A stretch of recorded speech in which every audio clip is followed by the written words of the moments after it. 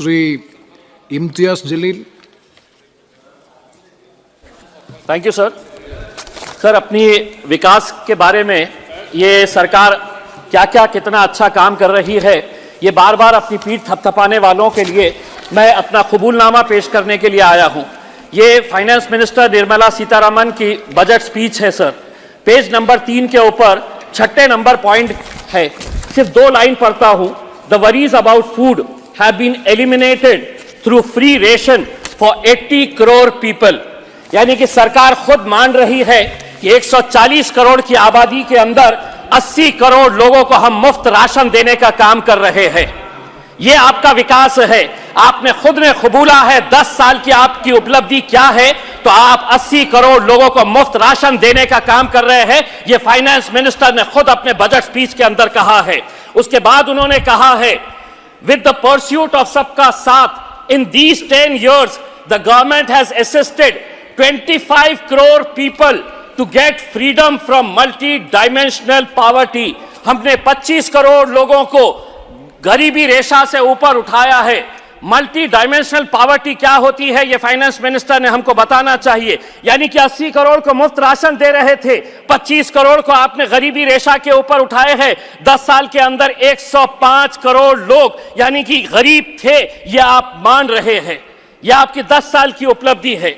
आपने ये कहा है कि हम 3 करोड़ घर बना रहे हैं। मुझे क्यों शक हो रहा है आपके आंकड़ों के ऊपर, क्योंकि मेरे चुनावी क्षेत्र औरंगाबाद के अंदर 60,000 लोग 2017 से एक सपना देख रहे हैं कि मोदी जी ने वादा किया था कि मार्च 2022 तक इस देश के अंदर हर बेघर को घर मिलेगा। और सिर्फ घर नहीं मिलेगा, घर में नल रहेगा और नल में जल रहेगा।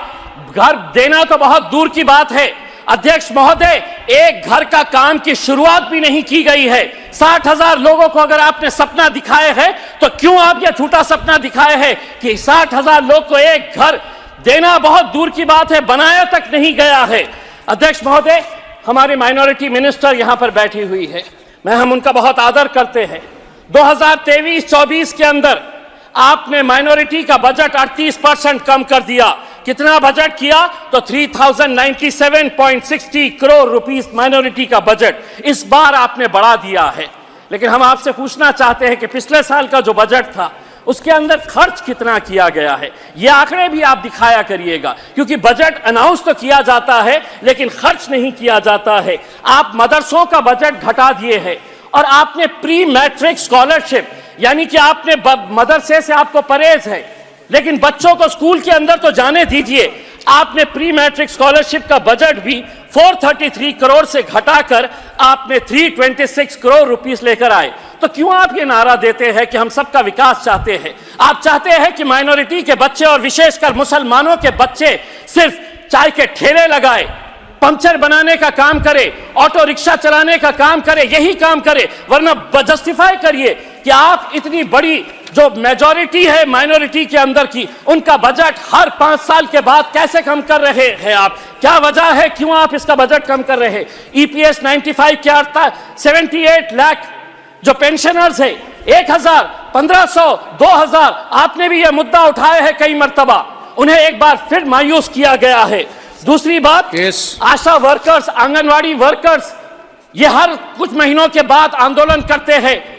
आप ये छोटी छोटी बच्चियों को, मां को जो प्रेग्नेंट है, उनका इलाज, उनका देखरेख करने का जो काम करती है, आपने उनको कहा कि हम आपको भी हेल्थ कवर के अंदर लेकर आएंगे लेकिन आपकी पगार नहीं बढ़ने देंगे। 7,000 रुपये मिलते हैं आशा वर्कर्स को, आंगनवाड़ी वर्कर को पूरी मेहनत करने के बाद भी 15,000 रुपये मिलते हैं। आज क्या वजह है कि आज उत्तर प्रदेश का नौजवान जो है वो इजराइल में जाकर मजदूरी का काम करने के लिए तैयार है, क्योंकि वहां पर 1,37,000 रुपये सिर्फ मजदूरी करने के लिए उसे मिल रही है। और यहां पर हम 15,000, 7,000, 2,000 रुपये ईपीएस पेंशन के नाम के ऊपर, आशा वर्कर्स के नाम के ऊपर हम दे रहे हैं। 1 मिनट अध्यक्ष महोदय, 1 मिनट।